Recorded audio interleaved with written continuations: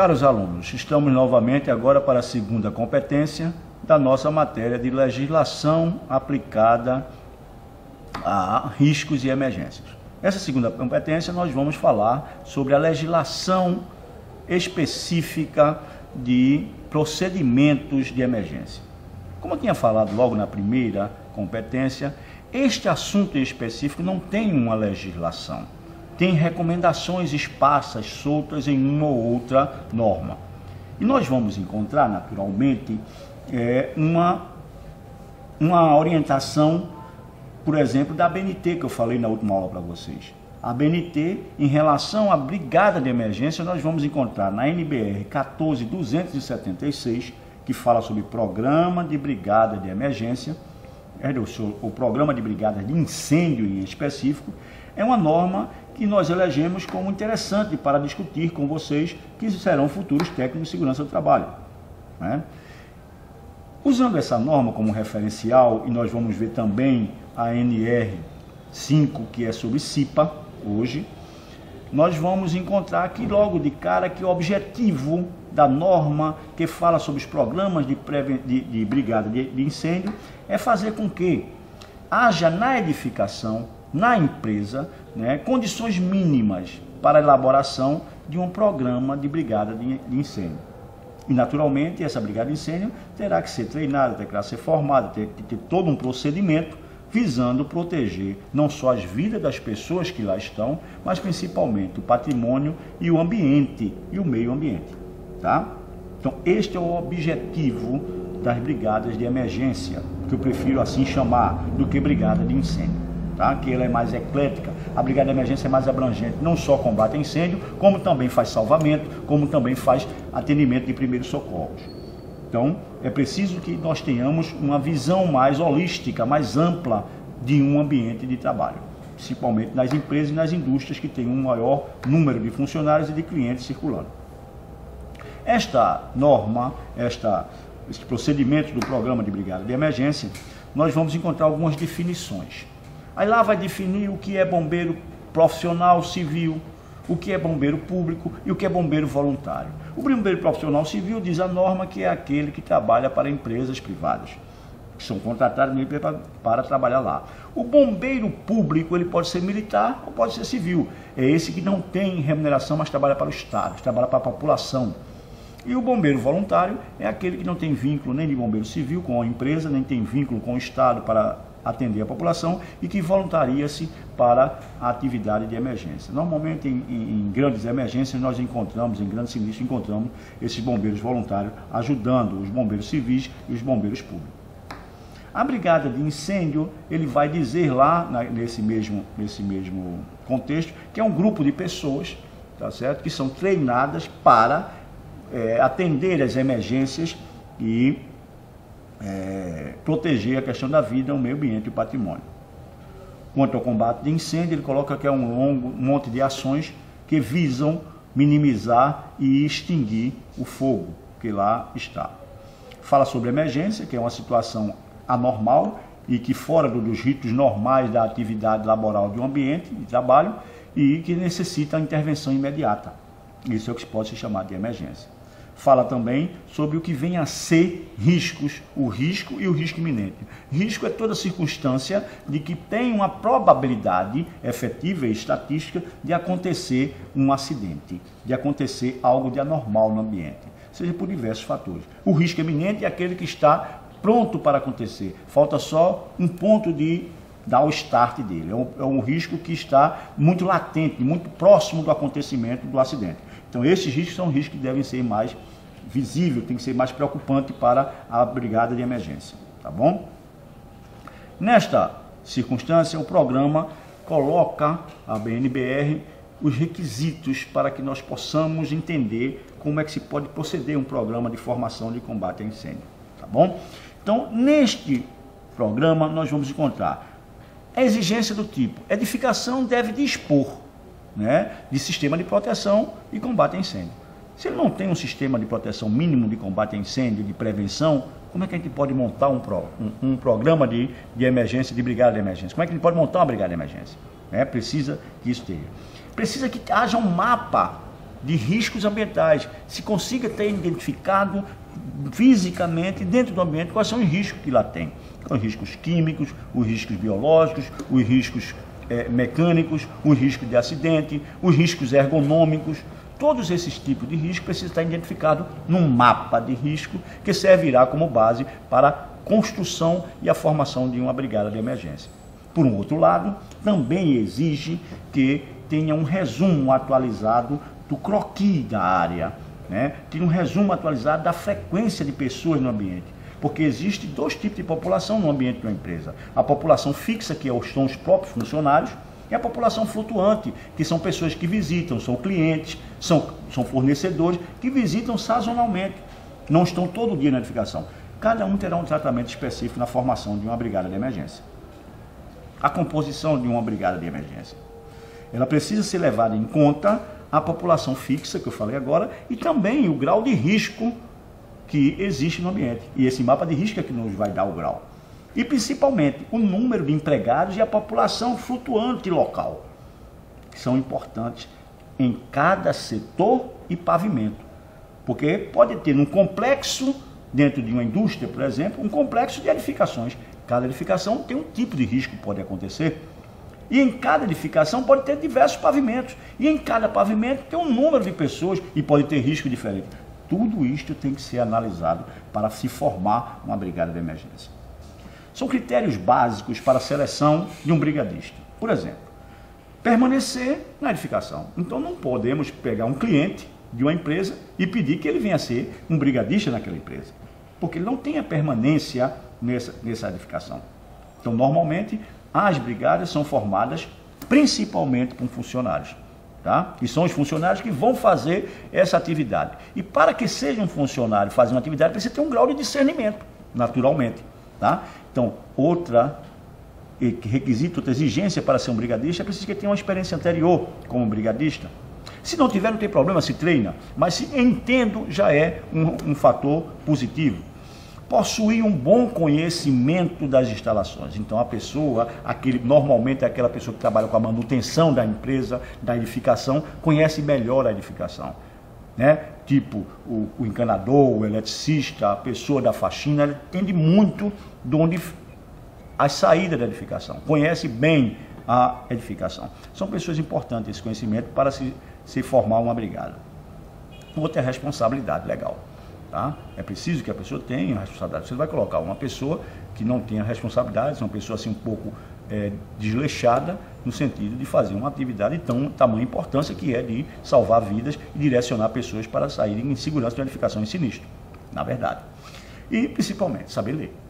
Né? Você vai dar uma instrução para uma pessoa que não sabe ler, como é que vai ficar o resultado desse trabalho? Fica complicado. A organização da brigada. Não tem uma organização fixa. Essa organização da brigada, um organograma, um termo de como vai funcionar essa brigada, vai depender da realidade de cada empresa. Mas temos algumas sugestões, a norma dá algumas sugestões. Por exemplo, os brigadistas são aqueles que vão fazer a atividade de emergência. O líder é aquele que vai ser responsável por coordenar essa execução dessas atividades, são os chefes dos brigadistas. E temos logo acima o chefe da brigada, é a pessoa responsável na edificação ou no pavimento sobre a organização dessas pessoas. Que possa ser que você tenha dois grupos numa brigada, tem um chefe da brigada, tenha dois líderes, o líder da área de emergência e salvamento, o líder da área de primeiro socorro. E aí tem os seus brigadistas aqui para fazer aquela atividade. Para não estar misturado, todo mundo faz todo mundo faz todas as coisas, não resolverá, tá? Bom, vamos falar agora do líder.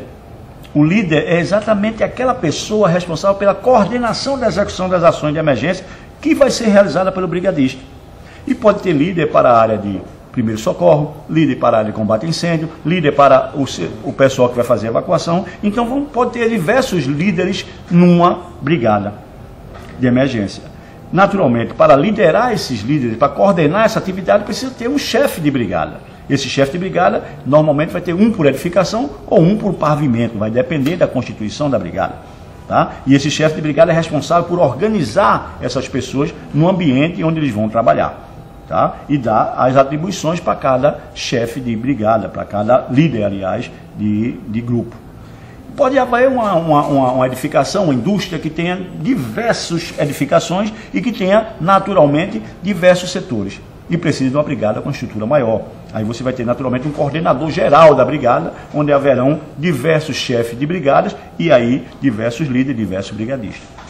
Então, a estrutura orgânica de uma brigada não é uma estrutura fixa, não é uma estrutura rígida, é uma estrutura variável de acordo com o risco que tem no ambiente, o número de pessoas que tem no ambiente, o número de edificações, os ambientes e setores de pavimentos que tem essa edificação. Então vai variar. A norma não dá um modelo específico, mas ela apresenta, como vocês veem aí agora, dois tipos básicos. Tem três tipos básicos de organograma. Um organograma mais simples, onde tem um líder e seus brigadistas. Um organograma mais complexo, onde você vai ter um coordenador de brigada, chefe de brigada para isso, chefe de brigada de tal setor, chefe de brigada de tal pavimento, chefe de brigada de tal edificação ou tal complexo, chefe de brigada do setor de operações, chefe de brigada do setor de manutenção. Então, porque é um volume grande, que normalmente nós vamos encontrar nas grandes indústrias. Tá? Esse é um organograma que a norma sugere, mas não é um cronograma fixo. Bom, passemos agora a estudar a legislação referente, aí é uma legislação, é uma norma regulamentadora referente à Comissão Interna de Prevenção de Acidentes. Esta Comissão Interna de Prevenção de Acidentes, ela previne principalmente a questão de risco e dá procedimentos em emergência. Tá? Ela é prevista, né, a existência, a sua obrigatoriedade, no artigo 163 da Consolidação da Lei do Trabalho, do CLT. E no artigo 164 vai falar da paridade, ou seja, tem que haver um quantitativo de pessoas participando da CIPA, que são funcionários, tanto representantes do empregado como representantes do empregador. E vamos ver como é que se dá isso? O objetivo desta norma, desta NR, é exatamente prevenir acidentes e as doenças decorrentes do trabalho. Seja, acidente do trabalho por doenças profissionais, doenças do trabalho e tantas outras que nós já conversamos em outra matéria, outra disciplina. A Constituição da CIPA, né, ela é obrigatória ser constituída em todas as empresas privadas e órgãos da administração direta e indireta do Estado, município e a própria federação. Tá? É obrigado pela NR 5. Esta NR nos diz como vai ser organizada a CIPA. Primeiro, a CIPA é composta de tanto o número de representantes quanto forem o número proporcional ao número de empregados. Não daria nesse momento a gente destrinchar, mas tem na NR5, tem uma tabela no final que diz, tendo X número de funcionários, a empresa terá naturalmente o número Y de pessoas na Comissão Interna de Prevenção de Acidentes. Tá bom?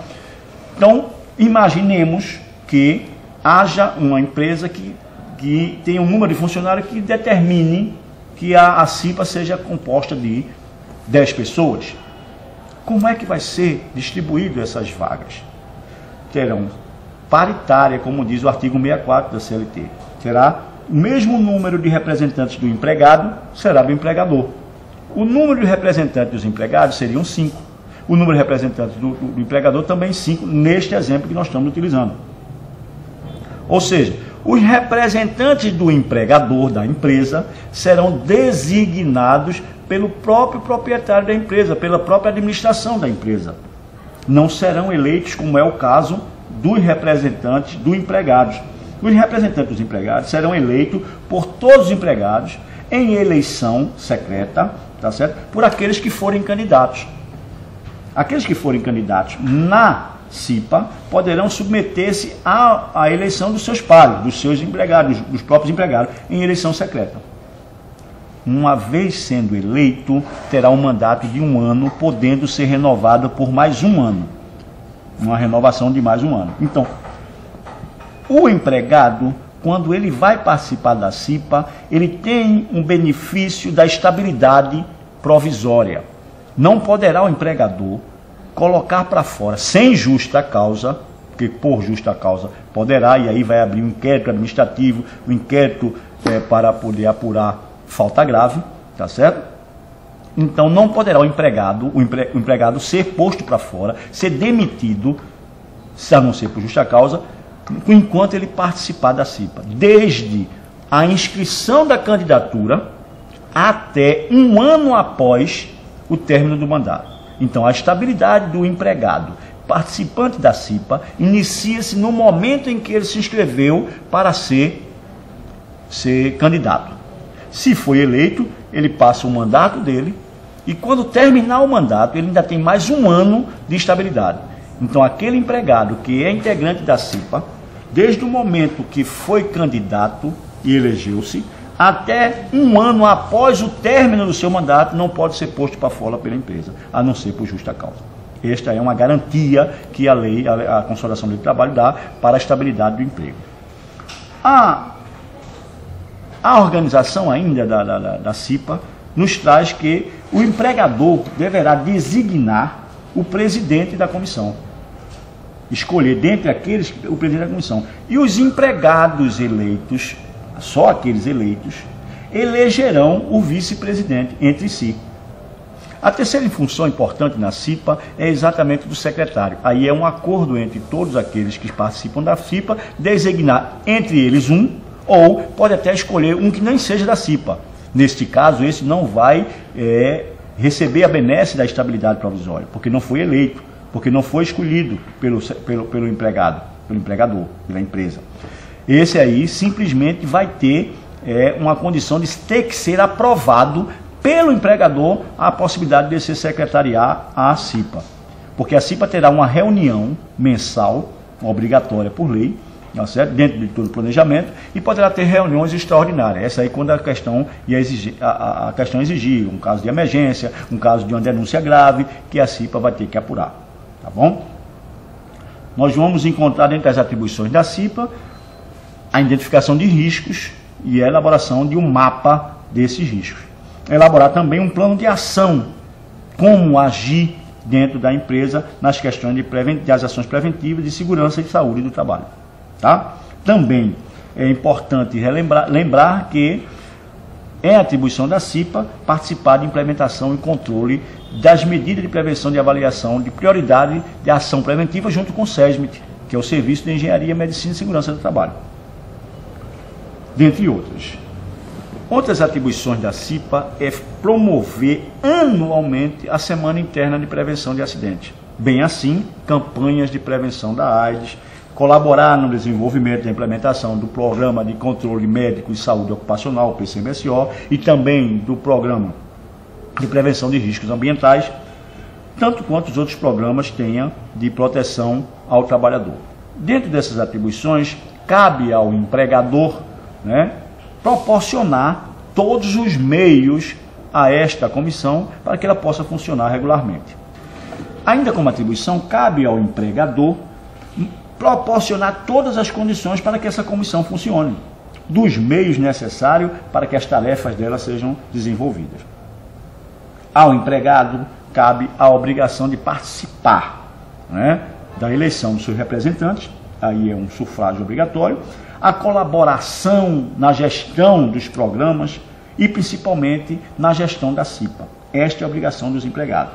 Indicar naturalmente à CIPA e ao SESMIT e ao próprio empregador as situações de risco, as situações que merecem atenção e precisam ser corrigidas. Esta é uma obrigação também dos empregados. Internamente na CIPA, as suas funções, o presidente é competente para convocar os membros da CIPA para a reunião. Bem assim, coordenar toda a atividade da CIPA. Manter o empregador informado dos trabalhos da CIPA. E, principalmente, coordenar e supervisionar atividades da secretaria.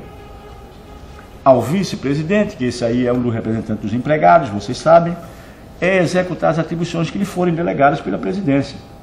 E substituir esse presidente nos seus impedimentos, sejam eventuais ou seja por afastamento temporário, férias, um problema de saúde médica, etc. E, naturalmente, assumir as funções dele e colaborar como um todo dentro das questões da CIPA. As decisões na CIPA é uma decisão, na medida possível, no sentido consensual. Quando não houver consenso, aí vai para o voto sim, e vai pela maioria. Tá? É decidido as questões pela maioria. No treinamento, a CIPA precisa receber treinamento e é proporcionado, claro, pelo próprio empregador.